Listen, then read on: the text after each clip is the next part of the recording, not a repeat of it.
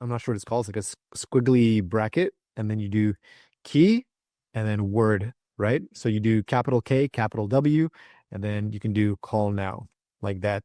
And what this will do is it'll insert our keywords. So if our keyword is, if the person is searching for plumber Houston, it'll insert that keyword into there.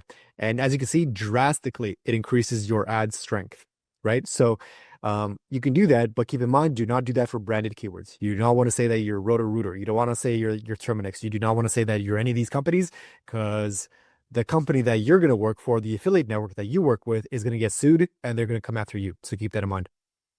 But in this case, as we're using very generic keywords such as plumber Houston and plumber Dallas, it should be fine. So we're going to copy that. And for our description, we're going to do that as well. And get your plumber. I'm simply going to put that in there too. Keyword insertion within our description as well. So we're going to have essentially 2 keyword descriptions.